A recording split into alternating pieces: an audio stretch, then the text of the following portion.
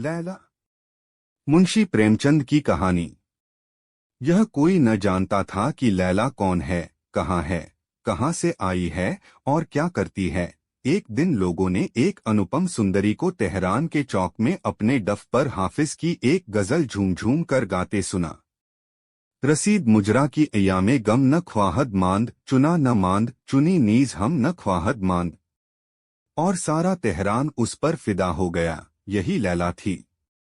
लैला के रूपलालित्य की कल्पना करनी हो तो उषा की प्रफुल्ल लालिमा की कल्पना कीजिए, जब नील गगन स्वर्ण प्रकाश से संजित हो जाता है। बहार की कल्पना कीजिए, जब बाग में रंगरंग के फूल खिलते हैं और बुलबुलें गाती हैं। लैला के स्वरलालित्य की कल्पना करनी हो तो उस घंटी की अनवरत ध्वनि की कल्पना कीजिए जो निशा की निस्तब्धता में ऊंटों की गरदनों में बजती हुई सुनाई देती हैं, या उस बांसुरी की ध्वनि की जो मध्याह्न की आलस्यमयी शांति में किसी वृक्ष की छाया में लेटे हुए चरवाहे के मुख से निकलती है।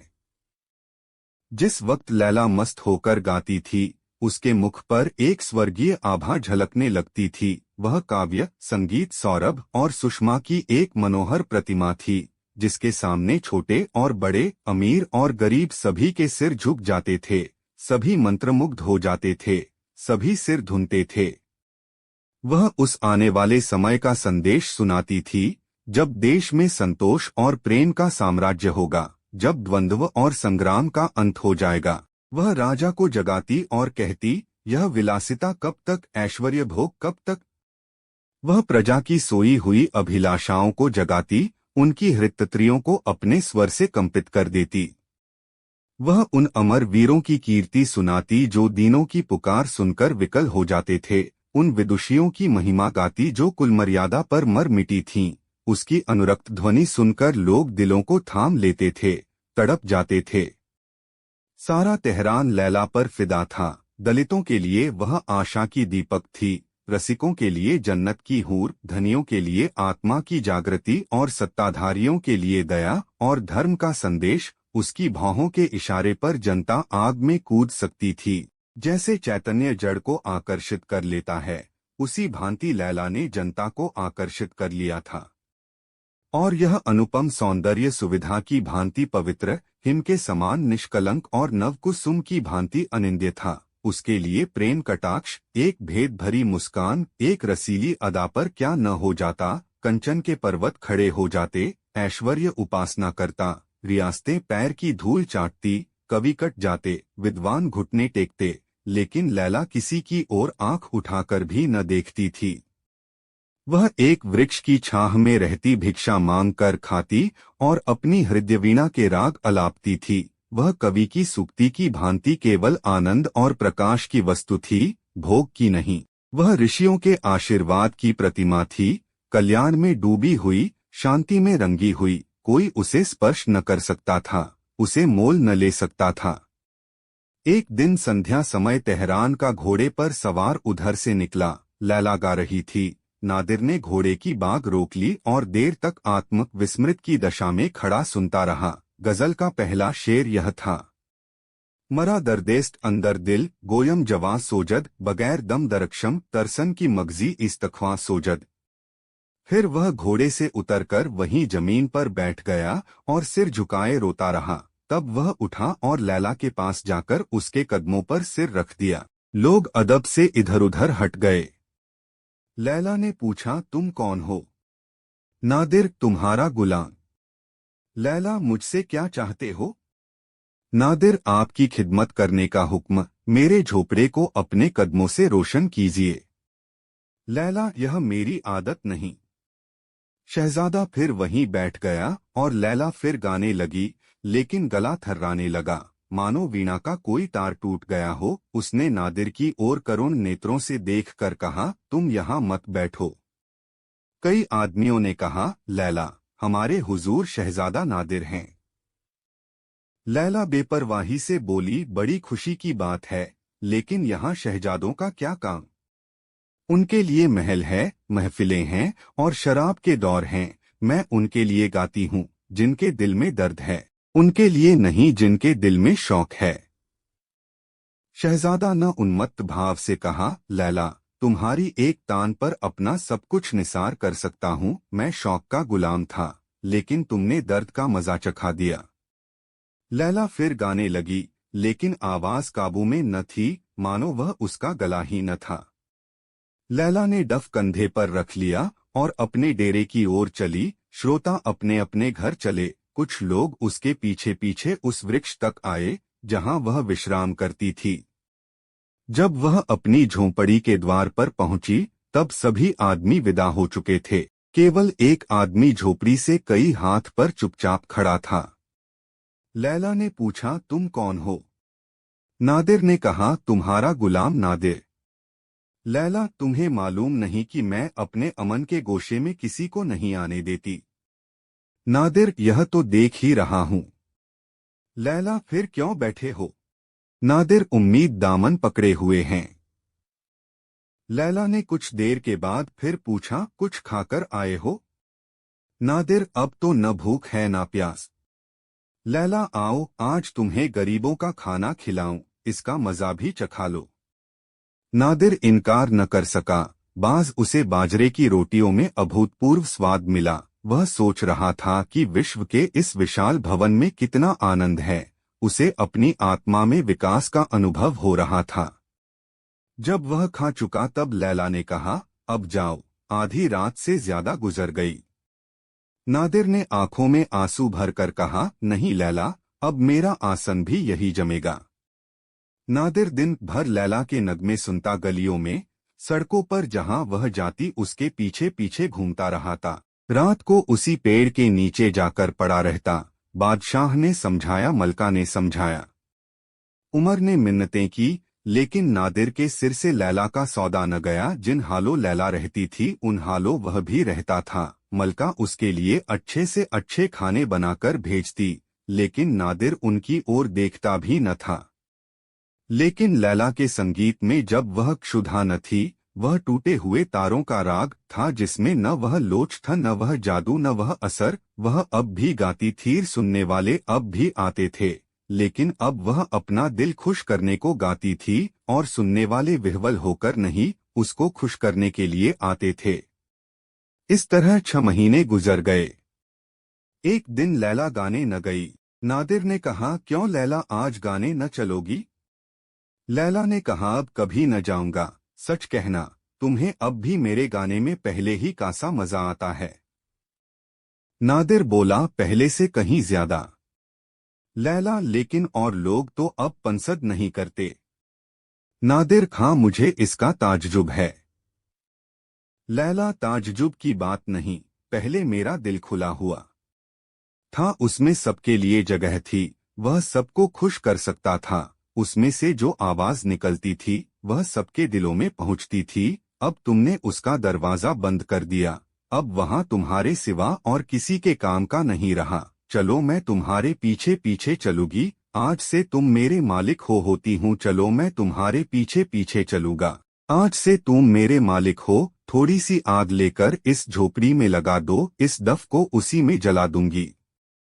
तेहरान में घर घर आनंदोत्सव हो रहा था। आज शहजादा नादिर लैला को ब्याह कर लाया था। बहुत दिनों के बाद उसके दिल की मुराद पूरी हुई थी। सारा तेहरान शहजादे पर जान देता था और उसकी खुशी में शरीक था। बादशाह ने तो अपनी तरफ से मुनादी करवा दी थी कि इस शुभ अवसर पर धन और समय का अपव्यय न किया जाए। केवल लोग मस्जिदों में जमा होकर खुदा से दुआ मांगे कि वह और बधू चिरंजीवी हो और सुख से रहें। लेकिन अपने प्यारे शहजादे की शादी में धन और धन से अधिक मूल्यवान समय का मुंह देखना किसी को गवारा न था। रईसों ने महफिलें सजाई, चिराग जलो बाजे बजवाए, गरीबों ने अपनी डफलियां संभाली और सड़कों पर घूम घूम कर उछलते कूदते फिरे। संध्या के समय शहर के सारे अमीर और रईस शहजादे को बधाई से चमकता और मनोल्लास से खिलता हुआ आकर खड़ा हो गया। काजी ने अर्ज की, हुजूर पर खुड़स की बरकत हो। हजारों आदमियों ने कहा, आमीन। शहर की ललनाएं भी लैला को मुबारकबाद देने आई। लैला बिल्कुल सादे कपड़े पहने थी, आभूषणों का कहीं नाम न था। एक महिला ने कहा, आपका सुहाग सदा सलामत रहे। हजारों कंठों से ध्वनि निकली, आमीन। कई साल गुजर गए। नादिर अब बादशाह था और लैला उसकी मलका। ईरान का शासन इतने सुचारू रूप से कभी न हुआ था। दोनों ही प्रजा के हितैषी थे। दोनों ही उसे सुखी और संपन्न देखना चाहते थे। प्रेम ने वे सभी कठिनाइयां दूर कर दी जो लैला को पहले शंकित करती रहती थी। नादिर राजस्ता का वकील था, लैला प्रजा सत्ता की, लेकिन व्यावहारिक रूप से उनमें कोई भेद न पड़ता था। कभी यह दब जाता, कभी वह हट जाती। उनका दाम्पत्य जीवन आदर्श था। नादिर लैला का रुख देखता था, लैला नादिर का। काम से अवकाश मिलता तो दोनों बैठकर गाते बजाते, कभी नादियों को सैर करते, कभी किसी वृक्ष की छांव में बैठे हुए हाफिज की गजलें पढ़ते और झूमते। न लैला में अब उतनी सादगी थी, न नादिर में अब उतना तकल्लुफ था। नादिर का लैला पर एकाधिपत्य था जो साधारण बात न थी। जहां बादशाहों की महलसरा में बेगमों के मोहल्ले बसते थे, दर्जनों और कैडियों से उनकी गणना होती थी, वहां लैला अकेली थी। उन महलों में अब शफखाने, मदरसे और पुस्तकालय थे। जहां महलसरों का वार्षिक व्यय करोड़ों तक पहुंचता था, यहां अब हजारों से आगे न बढ़ता था। शेष रुपए प्रजाहित के कामों में खर्च कर दिए जाते थे। यह सारी कतर व्योत लैला ने की थी। बादशाह नादिर था, पर अख्तियार लैला के हाथों में था। सब कुछ था, किंतु प्रजा संतुष्ट न थी। उसका असंतोष दिन दिन बढ़ता जाता था। राजसत्तावादियों को भय था कि अगर यही हाल रहा तो बादशाहत के मिट जाने में संदेह नहीं। जमशेद का लगाया हुआ वृक्ष जिसने हजारों सदियों से आंधी और तूफान का मुकाबला किया, अब एक हसीना के नाजुक पर कातिल हाथों जड़ से उखाड़ा जा रहा है। उधर प्रजा सत्तावादियों को लैला से जितनी आशाएं थी, सभी दुराशाएं सिद्ध हो रही थीं। वे कहते, अगर ईरान इस चाल से तरक्की के रास्ते पर चलेगा तो इससे पहले कि वह मंजिले मकसूद पर पहुंचे, कयामत आ जाएगी। दुनिया हवाई जहाज पर बैठी उड़ी जा रही है और हम अभी ठेलों पर बैठते भी डरते हैं कि कहीं इसकी हरकत से दुनिया में भूचाल न आ जाए। दोनों दलों में आए दिन लड़ाइयों होती रहती थी। न नादिर के समझाने का असर अमीरों पर होता था, न लैला के समझाने का गरीबों पर। सामंत नादिर के खून के प्यासे हो गए, प्रज्ञा लैला की जानी दुश्मन। राज्य में तो यह अशांति फैली हुई थी, विद्रोह की आग दिलों में सुलग रही थी। और राजभवन में प्रेम का शांतिमय राज्य था। बादशाह और मलका दोनों प्रजा संतोष की कल्पना में मग्न थे। रात का समय था। नादिर और लैला आरामगाह में बैठे हुए शतरंज की बाजी खेल रहे थे। कमरे में कोई सजावट न थी, केवल एक जाजिम बिछी हुई थी। नादिर ने लैला का हाथ पकड़कर कहा, बस अब यह ज्यादती नहीं, वो तुम्हारी चाल हो चुकी। यह देखो, तुम्हारा एक प्यादा पिट गया। लैला, अच्छा, यह शह आपके सारे पैदल रखे रह गए और बादशाह को शह पड़ गई, इसी पर दावा था। नादिर, तुम्हारे हाथ हारने में जो मजा है वह जीतने में नहीं। लैला, अच्छा, तो गोया आप दिल खुश कर रहे हैं। शह बचाइए, नहीं दूसरी चाल में मात होती। नादिर अर्दब देकर, अच्छा, अब संभल जाना, तुमने मेरे बादशाह की तौहीन की है। एक बार मेरा फर्जी उठा तो तुम्हारे प्यादों का सफाया कर देगा। लैला, संत की भी खबर है, आपको 2 बार छोड़ दिया, अब की हरगिज न छोड़ूंगी। नादिर, अब तक मेरे पास दिलराम घोड़ा है, बादशाह को कोई गम नहीं। लैला, अच्छा, यह शह लाइए, अपने दिलराम को कहिए अब तो मात हुई। नादिर, हाँ जाने मन, अब मात हो गई। जब मैं ही तुम्हारी आदाओं पर निसार हो गया तब मेरा बादशाह कब बच सकता था। लैला, बातें न बनाइए, चुपके से इस फरमान पर दस्तखत कर दीजिए जैसा आपने वाद किया था। यह कहकर लैला ने फरमान निकाला जिसे उसने खुद अपने मोतीके से अक्षरों से लिखा था। इसमें अन्न का आयात कर घटाकर आधा कर दिया गया था। लैला प्रजा को भूली न थी, वह अब भी उनकी हित कामना में संलग्न रहती थी। नादिर ने इस शर्त पर फरमान पर दस्तखत करने का वचन दिया था कि लैला उसे शतरंज में 3 बार मात करे। वह सिद्धहस्त खिलाड़ी था, इसे लैला जानती थी, पर यह शतरंज की बाजी न थी, केवल विनोद था। नादिर ने मुस्कारते हुए फरमान पर हस्ताक्षर कर दिए। कलम के एक एक चिन्ह से प्रजा की 5 करोड़ वार्षिक दर से मुक्ति हो गई। लैला का मुख गर्व से आरक्त हो गया। जो काम बरसों के आंदोलन से न हो सकता था, वह प्रेम कटाक्षों से कुछ ही दिनों में पूरा हो गया। यह सोचकर वह फूली न समाती थी कि जिस वक्त वह फरमान सरकारी पत्रे में प्रकाशित हो जाएगा और व्यवस्थापिका सभा के लोगों को इसके दर्शन होंगे, उस वक्त प्रजावादियों को कितना आनंद होगा। लोग मेरा यश गाएंगे और मुझे आशीर्वाद देंगे। नादिर प्रेम मुग्ध होकर उसके चंद्रमुख की ओर देख रहा था। मानो उसका वश होता तो सौंदर्य की इस प्रतिमा को हृदय में बिठा लेता। सहसा राज्य भवन के द्वार पर शोर मचने लगा। एक क्षण में मालूम हुआ कि जनता का टीडी दल अस्त्र शस्त्र से सुसज्जित राजद्वार पर खड़ा दीवारों को तोड़ने की चेष्टा कर रहा है। प्रतिक्षण शारे बढ़ता जाता था और ऐसी आशंका होती थी कि क्रोधोन्मत्त जनता द्वारों को तोड़कर भीतर घुस आएगी। फिर ऐसा मालूम हुआ कि कुछ लोग सीढ़ियां लगाकर दीवार पर चढ़ रहे हैं। लैला लज्जा और ग्लानि से सिर झुकाए खड़ी थी। उसके मुख से एक शब्द भी न निकलता था। क्या यही वह जनता है जिनके कष्टों की कथा कहते हुए उसकी वाणी उन्मत्त हो जाती थी? यही वह अशक्त, दलित, क्षुधा पीड़ित, अत्याचार की वेदा से तड़पती हुई जनता है जिस पर वह अपने को अर्पण कर चुकी थी। नादिर भी मौन खड़ा था, लेकिन लज्जा से नहीं, क्रोध से उसका मुख तमतमा उठा था। आंखों से चिरगारियां निकल रही थी। बार बार ओठ चबाता और तलवार के कब्जे पर हाथ रखकर रह जाता था। वह बार बार लैला की ओर संतप्त नेत्रों से देखता था। जरा इशारे की देर थी, उसका हुक्म पाते ही उसकी सेना इस विद्रोही दल को यूं भगा देगी जैसे आंधी पतों को उड़ा देती है। पर लैला से आंखें न मिलती थी। आखिर वह अधीर होकर बोला, लैला, मैं राज सेना को बुलाना चाहता हूँ, क्या कहती हो? लैला ने दीनतापूर्ण नेत्रों से देखकर कहा, जरा ठहर जाइए, पहले इन लोगों से पूछिए कि चाहते क्या है।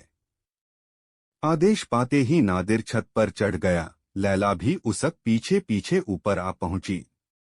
दोनों अब जनता के सम्मुख आकर खड़े हो गए। मशालों के प्रकाश में लोगों ने इन दोनों को छत पर खड़े देखा, मानो आकाश से देवता उतर आए हों। सहस्त्रों से ध्वनि निकली, वह खड़ी है, लैला वह खड़ी। यह वह जनता थी जो लैला के मधुर संगीत पर मस्त हो जाया करती थी। नादिर ने उच्च स्वर से विद्रोहियों को संबोधित किया, ए ईरान की बदनसीब रियाया, तुमने शाही महल को क्यों घेर रखा है? क्यों बगावत का झंडा खड़ा किया है? क्या तुमको मेरा और अपने खुदा का बिल्कुल खौफ किया है? क्या तुम नहीं जानते कि मैं अपनी आंखों के एक इशारे से तुम्हारी हस्ती खाक में मिला सकता हूँ? मैं तुम्हें हुक्म देता हूँ कि एक लम्हे के अंदर यहाँ से चलो जाओ, वरना कलामे पाक की कसम, मैं तुम्हारे खून की नदी बहा दूंगा। एक आदमी ने, जो विद्रोहियों का नेता मालूम होता था, सामने आकर कहा, हम उस वक्त तक न जाएंगे जब तक शाही महल लैला से खाली न हो जाएगा। नादिर ने बिगड़कर कहा, ओ नाशुक्रो, खुदा से डरो, तुम्हें अपनी मलका की शान में ऐसी बेअदबी करते हुए शर्म नहीं आती? जब से लैला तुम्हारी मलका हुई है, उसने तुम्हारे साथ कितनी रियायतें की है? क्या उन्हें तुम बिल्कुल भूल गए? जालिमो, वह मलका है, पर वही खाना खाती है जो तुम कुत्तों को खिला देते हो, वही कपड़े पहनती है जो तुम फकीरों को दे देते हो। आकर महलसरा में देखो, तुम इसे अपने झोपड़ों ही की तरह तकल्लुफ़ और सजावट से खाली पाओगे। लैला तुम्हारी मलका होकर भी फकीरों की जिंदगी बसर करती है, तुम्हारी खिदमत में हमेशा मस्त रहती है। तुम्हें उसके कदमों की खाक माथे पर लगानी चाहिए, आंखों का सुरमा बनाना चाहिए। ईरान के तख्त पर कभी ऐसी गरीबों पर जान देने वाली, उनके दर्द में शरीक होने वाली, गरीबों पर अपने को निसार करने वाली मलका ने कदम नहीं रखे, और उसकी शान में तुम ऐसी बेहुदा बातें करते हो। अफसोस, मुझे मालूम हो गया कि तुम जाहिल, इंसानियत से खाली और कमीने हो। तुम इसी काबिल हो कि तुम्हारी गर्देन कुंद छुरी से काटी जाए, तुम्हें पैरों तले रौंदा जाए। नादिर बात भी पूरी न कर पाया था कि विद्रोहियों ने एक स्वर से चिल्लाकर कहा, लैला हमारी दुश्मन है, हम उसे अपनी मलका की सूरत में नहीं देख सकते। नादिर ने जोर से चिल्लाकर कहा, जालिमो, जरा खामोश हो जाऊं। यह देखो वह फरमान है जिस पर लैला ने अभी अभी मुझसे जबरदस्ती दस्तखत कराए हैं। आज से गल्ले का महसूल घटाकर आधा कर दिया गया है और तुम्हारे सिर से महसूल का बोझ 5 करोड़ कम हो गया है। हजारों आदमियों ने शोर मचाया, यह महसूल बहुत पहले बिल्कुल माफ हो जाना चाहिए था। हम 1 कौड़ी नहीं दे सकते।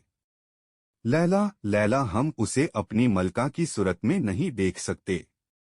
अब बादशाह क्रोध से कांपने लगा। लैला ने सजल नेत्र होकर कहा, अगर रियाया की यही मर्जी है कि मैं फिर डफ बजाकर गाती फिरूं तो मुझे उज़र नहीं।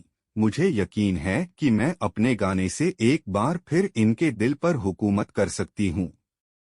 नादिर ने उत्तेजित होकर कहा, लैला, मैं रियाया की तुनुक मिजाजियों का गुलाम नहीं। इससे पहले कि मैं तुम्हें अपने पहलू से जुदा करूं, तेहरान की गलियां खून से लाल हो जाएगी। मैं इन बदमाशों को इनकी शरारत का मजा चखाता हूं।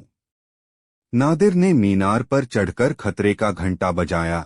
सारे तेहरान में उसकी आवाज गूंज उठी। शाही फौज का एक आदमी नजर न आया। नादिर ने दोबारा घंटा बजाया। आकाश मंडल उसकी झंकार से कंपित हो गया। तारागण कांप उठे, पर एक भी सैनिक न निकला। नादिर ने 30वीं बार घंटा बजाया, पर उसका भी उत्तर केवल एक क्षीण प्रतिध्वनि ने दिया, मानो किसी मरने वाले की अतिम प्रार्थना के शब्द हों। नादिर ने माथा पीट लिया, समझ गया कि बुरे दिन आ गए। अब भी लैला को जनता के दुराग्रह पर बलिदान करके वह अपनी राजसत्ता की रक्षा कर सकता था, पर लैला उसे प्राणों से प्रिय थी। उसने छत पर आकर लैला का हाथ पकड़ लिया और उसे लिए हुए सदर फाटक से निकला। विद्रोहियों ने एक विजय ध्वनि के साथ उनका स्वागत किया, पर सब के सब किसी गुप्त प्रेरणा के वश रास्ते से हट गए। दोनों चुपचाप तेहरान की गलियों में होते हुए चले जाते थे। चारों ओर अंधकार था, दुकानें बंद थी, बाजारों में सन्नाटा छाया हुआ था। कोई घर से बाहर न निकलता था। फकीरों ने भी मस्जिदों में पनाह ले ली थी, पर इन दोनों प्राणियों के लिए कोई आश्रय न था। नादिर की कमर में तलवार थी, लैला के हाथ में डफ था, उनके विशाल ऐश्वर्य का विलुप्त चिन्ह था। पूरा साल गुजर गया। लैला और नादिर देश विदेश की खाक छानते फिरते थे। समरकंद और बुखारा, बगदाद और हलब, काहिरा और अदन, ये सारे देश उन्होंने छान डाले। लैला की डफ फिर जादू करने मेला लगी। उसकी आवाज सुनते ही शहर में हलचल मच जाती, आदमियों का मेला लग जाता, आवभगत होने लगती। लेकिन ये दोनों यात्री कहीं एक दिन से अधिक न ठहरते थे, न किसी से कुछ मांगते, न किसी के द्वार पर जाते। केवल रुखा सुखा भोजन कर लेते और कभी किसी वृक्ष के नीचे, कभी पर्वत की गुफा में और कभी सड़क के किनारे रात काट देते थे। संसार के कठोर व्यवहार ने उन्हें विरक्त कर दिया था। उसके प्रलोभन से कोसों दूर भागते थे। उन्हें अनुभव हो गया था कि यहाँ जिसके लिए प्राण अर्पण कर दो वहीं अपना शत्रु हो जाता है। जिसके साथ भलाई करो वही बुराई की कमर बांधता है। यहाँ किसी से दिल न लगाना चाहिए। उसके पास बड़े बड़े रईसों के निमंत्रण आते, उन्हें एक दिन अपना मेहमान बनाने के लिए हजारों मिन्नतें करते, पर लैला किसी की न सुनती। नादिर को अब तक कभी कभी बादशाहत की सनक सवार हो जाती थी। वह चाहता था कि गुप्त रूप से शक्ति संग्रह करके तेहरान पर चढ़ जाऊं और बागियों को परास्त करके अखंड राज्य करूं, पर लैला की उदासीनता देखकर उसे किसी से मिलने जुलने का साहस न होता था। लैला उसकी प्राणेश्वरी थी, वह उसी के इशारों पर चलता था। उधर ईरान में भी अराजकता फैली हुई थी। जनसत्ता से तंग आकर रईसों ने भी फौजें जमा कर ली थी और दोनों दलों में आए दिन संग्राम होता रहता था। पूरा साल गुजर गया और खेत न जुते, देश में भीषण अकाल पड़ा हुआ था। व्यापार शिथिल था, खजाना खाली। दिन दिन जनता की शक्ति घटती जाती थी और रईसों को जोर बढ़ता जाता था। आखिर यहाँ तक नौबत पहुंची कि जनता ने हथियार डाल दिए और रईसों ने राजभवन पर अपना अधिकार जमा लिया। प्रजा के नेताओं को फांसी दे दी गई, कितने ही कैद कर दिए गए और जनसत्ता का अंत हो गया। शक्तिवादियों को अब नादिर की याद आई। यह बात अनुभव से सिद्ध हो गई थी कि देश में प्रजातंत्र स्थापित करने की क्षमता का अभाव है। प्रत्यक्ष के लिए प्रमाण की जरूरत न थी। इस अवसर पर राजसत्ता ही देश का उद्धार कर सकती थी। वह भी मानी हुई बात थी कि लैला और नादिर को जन्मत से विशेष प्रेम न होगा। वे सिंहासन पर बैठकर भी रईसों ही के हाथ में कठपुतली बने रहेंगे और रईसों को प्रजा पर मनमाने अत्याचार करने का अवसर मिलेगा। अतएव आपस में लोगों ने सलाह की और प्रतिनिधि नादिर को मना लाने के लिए रवाना हुए। संध्या का समय था। लैला और नादिर दमिश्क में एक वृक्ष के नीचे बैठे हुए थे। आकाशा पर लालिमा छाई हुई थी और उससे मिली हुई पर्वतमालाओं की श्याम रेखा ऐसी मालूम हो रही थी मानो कमल दल मुरझा गया हो। लैला उल्लसित नेत्रों से प्रकृति की यह शोभा देख रही थी। नादिर मलिन और चिंतित भाव से लेटा हुआ सामने के सुदूर प्रांत की ओर तृषित नेत्रों से देख रहा था, मानो इस जीवन से तंगा गया है। सहसा बहुत दूर गर्द उड़ती हुई दिखाई दी और एक क्षण में ऐसा मालूम हुआ कि कुछ आदमी घोड़ों पर सवार चले आ रहे हैं। नादिर उठ बैठा और गौर से देखने लगा कि ये कौन आदमी है। अकस्मात वह उठकर खड़ा हो गया। उसका मुखमंडल दीपक की भांति चमक उठा। जर्जर शरीर में एक विचित्र स्फूर्ति दौड़ गई। वह उत्सुकता से बोला, लैला, ये तो ईरान के आदमी, कलामे पाक की कसम, ये ईरान के आदमी है। इनके लिबास से साफ जाहिए हो रहा है। लैला पहले मैं भी उन यात्रियों की ओर देखा और सचेत होकर बोली, अपनी तलवार संभाल लो, शायद उसकी जरूरत पड़े। नादिर, नहीं लैला, ईरान के लोग इतने कमीने नहीं हैं कि अपने बादशाह पर तलवार उठाएं। लैला, पहले मैं भी यही समझती थी। सवारों ने समीप आकर घोड़े रोक लिए। उठकर बड़े अदब से नादिर को सलाम किया। नादिर बहुत जब्त करने पर भी अपने मनोवेग को न रोक सका। दौड़कर उनके गले लिपट गया। वह अब बादशाह न था, ईरान का एक मुसाफिर था। बादशाहत मिट गई थी, पर ईरानियत रोम रोम में भरी हुई थी। वे तीनों आदमी इस समय ईरान के विधाता थे। इन्हें वह खूब पहचानता था। उनकी स्वामी भक्ति की वह कई बार परीक्षा ले चुका था। उन्हें लाकर अपने बोरिए पर बैठाना चाहा, लेकिन वे जमीन पर ही बैठे। उनकी दृष्टि से वह बोरिया उस समय सिंहासन था, जिस पर अपने स्वामी के सम्मुख वे कदम न रख सकते थे। बातें होने लगीं। ईरान की दशा अत्यंत शोचनीय थी। लूट मार का बाजार गर्म था। न कोई व्यवस्था थी, न व्यवस्थापक थे। अगर यही दशा रही तो शायद बहुत जल्द उसकी गर्दन में पराधीनता का जुआ पड़ जाए। देश अब नादिर को ढूंढ रहा था। उसके सिवा कोई दूसरा उस डूबते हुए बेड़े को पार नहीं लगा सकता था। इसी आशा से ये लोग उसके पास आए थे। नादिर ने विरक्त भाव से कहा, एक बार इज्जत ली, क्या अब की जान लेने की सोची है? मैं बड़े आराम से हूँ, आप मुझे दिक न करें। सरदारों ने आग्रह करना शुरू किया, हम हुजूर का दामन न छोड़ेंगे। यहाँ अपनी गर्दनों पर छुरी फेर कर हुजूर के कदमों पर जान दे देंगे। जिन बदमाशों ने आपकी परेशान किया, अब उनका कहीं निशान भी नहीं रहा। हम लोगों उन्हें फिर कभी सिर न उठाने देंगे। सिर्फ हुजूर की आड़ चाहिए। नादिर ने बात काटकर कहा, साहबो, अगर आप मुझे इस इरादे से ईरान का बादशाह बनाना चाहते हैं तो माफ कीजिए। मैंने इस सफर में रियाया की हालत का गौर से मुलाहजा किया है और इस नतीजे पर पहुंचा हूं कि सभी मुल्कों में उनकी हालत खराब है। वे रहम के कबिल है। ईरान में मुझे कभी ऐसे मौके नहीं मिले थे। मैं रियाया को अपने दरबारियों की आंखों से देखता था। मुझसे आप लोग यह उम्मीद न रखे कि रियाया को लूटकर आपकी जेबें भरूंगा। यह अजाब अपनी गर्दन पर नहीं ले सकता। मैं इंसाफ का मीजान बराबर रखूंगा और इसी शर्त पर ईरान चल सकता हूँ। लैला ने मुस्कराते कहा, तुम रियाया का कसूर माफ कर सकते हो क्योंकि उसकी तुमसे कोई दुश्मनी न थी। उसके दांत तो मुझे पर थे, मैं उसे कैसे माफ कर सकती हूँ? नादिर ने गंभीर भाव से कहा, लैला, मुझे यकीन नहीं आता कि तुम्हारे मुंह से ऐसी बातें सुन रहा हूँ।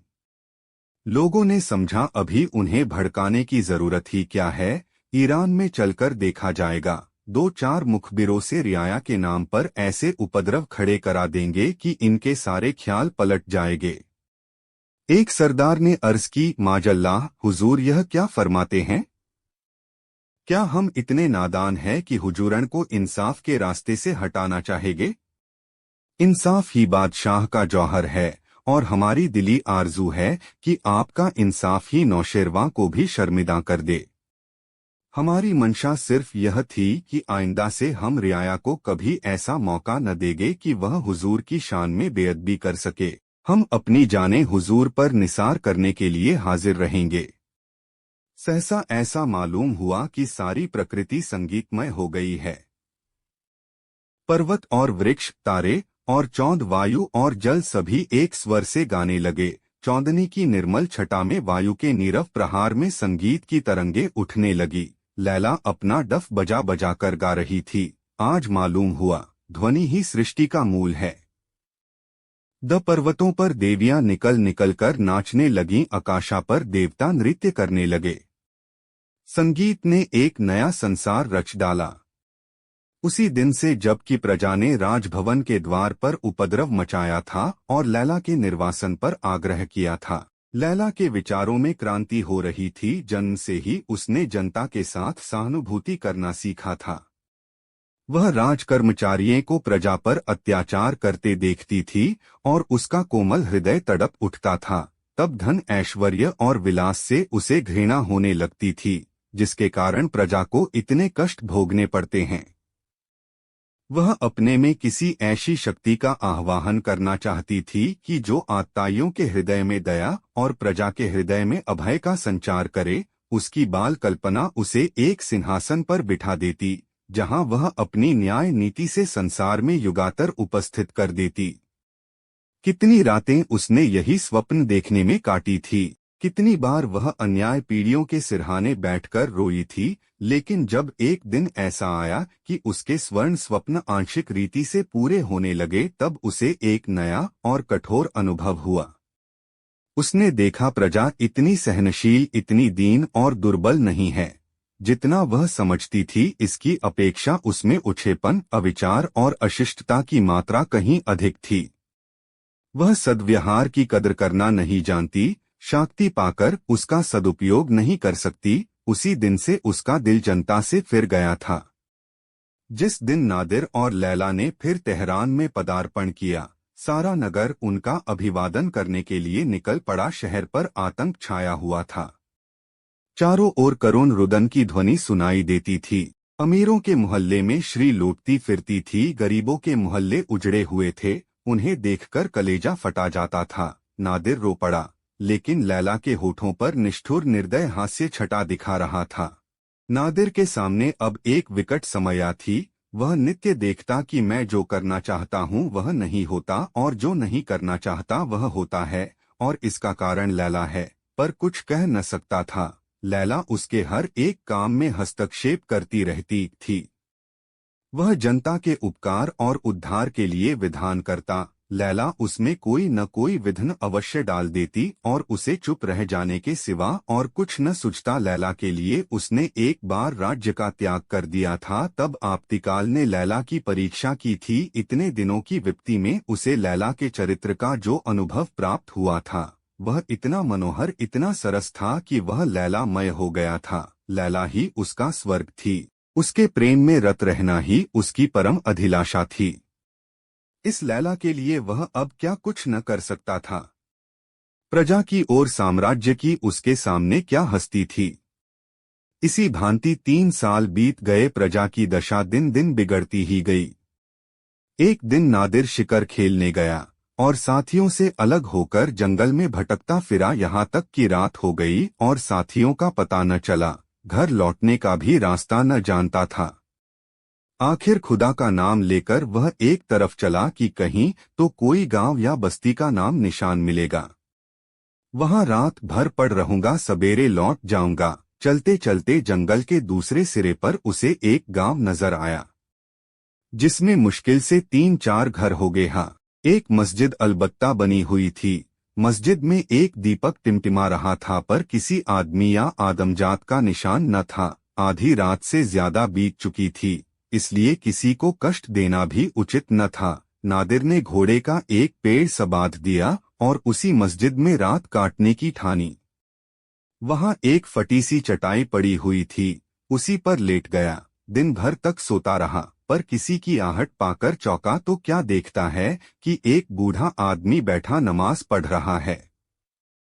उसे यह खबर न थी कि रात गुजर गई और यह फजर की नमाज है। वह पड़ा पड़ा देखता रहा। वृद्ध पुरुष ने नमाज अदा कही, फिर वह छाती के सामने अजिल फैलकर दुआ मांगने लगा। दुआ के शब्द सुनकर नादिर का खून सर्द हो गया। वह दुआ उसके राज्यकाल की ऐसी तीव्र, ऐसी वास्तविक, ऐसी शिक्षाप्रद आलोचना थी जो आज तक किसी ने न की थी। उसे अपने जीवन में अपना अपयश सुनने का अवसर प्राप्त हुआ। वह यह तो जानता था कि मेरा शासन आदर्श नहीं है, लेकिन उसने कभी यह कल्पना न की थी कि प्रजा की विपत्ति इतनी असत्य हो गई है। दुआ यह थी, ए खुदा, तू ही गरीबों का मददगार और बेकसों का सहारा है। तू इस जालिम बादशाह के जुल्म देखता है और तेरा वहर उस पर नहीं गिरता। यह बेदीन काफिर एक हसीन औरत की मोहब्बत में अपने को इतना भूल गया है कि न आंखों से देखता है, न कानों से सुनता है। अगर देखता है तो उसी औरत की आंखें से, सुनता है तो उसी औरत के कानों से। अब यह मुसीबत नहीं सही जाती। या तो तू उस जालिम को जहन्नुम पहुंचा दे, या हम बेकसों को दुनिया से उठा ले। ईरान उसके जुल्म से तंग आ गया है और तू ही उसके सिर से इस बाला को टाल सकता है। बूढ़े ने तो अपनी छी संभाली और चलता हुआ, लेकिन नादिर मृतक की भांति वहीं पड़ा रहा, मानो उसे पर बिजली गिर पड़ी हो। एक सप्ताह तक नादिर दरबार में न आया, न किसी कर्मचारी को अपने पास आने की आज्ञा दी। दिन के दिन अंदर पड़ा सोचा करता कि क्या करूं, नाम मात्र को कुछ खा लेता। लैला बार बार उसके पास जाती और कभी उसका सिर अपनी जांघ पर रखकर, कभी उसके गले में बाहें डालकर पूछती, तुम क्यों इतने उदास और मलिन हो। नादिरा उसे देखकर रोने लगता, पर मुंह से कुछ न कहता।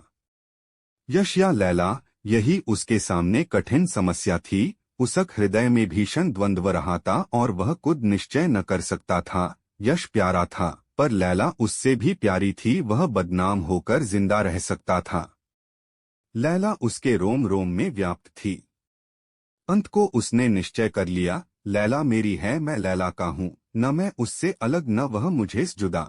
जो कुछ वह करती है मेरा है, जो मैं करता हूँ उसका है। यहाँ मेरा और तेरा का भेद ही कहाँ। बादशाहत नश्वार है, प्रेम अमर। हम अनंत काल तक एक दूसरे के पहलू में बैठे हुए स्वर्ग के सुख भोगेंगे। हमारा प्रेम अनंत काल तक आकाश में तारे की भांति चमकेगा। नादिर प्रसन्न होकर उठा। उसका मुख मंडल विजय की लालिमा से रंजित हो रहा था, आंखों में शौर्य टपका पड़ता था।